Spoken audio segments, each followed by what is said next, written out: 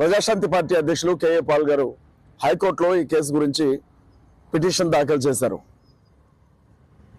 దీనికి సంబంధించినటువంటి వాదోపవాదాలు విన్న హైకోర్టు ఆంధ్రప్రదేశ్ రాష్ట్ర ప్రభుత్వానికి నోటీసులు జారీ చేసింది. ఆంధ్రప్రదేశ్ రాష్ట్రానికి సంబంధించిన సిఎస్, ప్రత్యేక కార్యదర్శికి అలాగే డీజీపీకి కేసుకు సంబంధించినటువంటి పూర్తి వివరాల నివేదికను సమర్పించాలి అని చెప్పి కోర్టు ఆదేశాలు ఇచ్చింది. ఆంధ్రప్రదేశ్ రాష్ట్ర పోలీసులు ఈ కేసుని పారదర్శకంగా ఇన్వెస్టిగేషన్ చేయలేదని, సిబిఐకి ఈ కేసును అప్పగించాలని ప్రజాశాంతి పార్టీ అధ్యక్షులు కేఏ పాల్ గారు కోర్టులో పిటిషన్ వేశారు. ఈ విషయంలో క్రైస్తవ సమాజం అంతా కూడా వాస్తవాలన్నీ బయటికి రావాలని ప్రార్థనలో జ్ఞాపకం చేసుకోండి. మహాకూటమి ప్రభుత్వంలో మనకు న్యాయం జరగకపోయినా ప్రపంచ దేశాల్లో ఉండే క్రైస్తవులందరూ కూడా ఈ కేసు వెనుకున్న అసలైనటువంటి వాస్తవాలు బయటికి రావాలి అని చెప్పి వారి ప్రయత్నాలు చేస్తూ ఉన్నారు.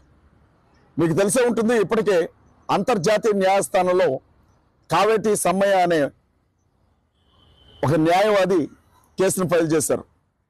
అమెరికా నుంచి ట్రంప్ గారు సైతం ఈ కేసు విషయంలో పూర్వపరాలు తెలుసుకోవాలని ఆసక్తిగా ఉన్నట్లు క్రైస్తవ వర్గాలు తెలియజేస్తా ఉన్నాయి. ప్రపంచ దేశాలు, క్రైస్తవ దేశాలన్నీ కూడా ఈ విషయాన్ని చాలా సీరియస్ గా తీసుకుంటున్నాయి.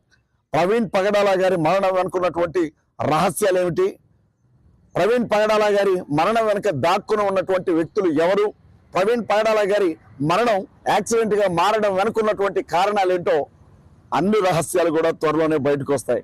ప్రార్థనలో జ్ఞాపకం చేసుకోండి. తప్పనిసరిగా జీవం కలిగినటువంటి దేవుడు మన పక్షాన నిలవబడి ఈ యుద్ధంలో మనకు విజయాన్ని ఇస్తాడు. మీ అందరికీ వందనాలు.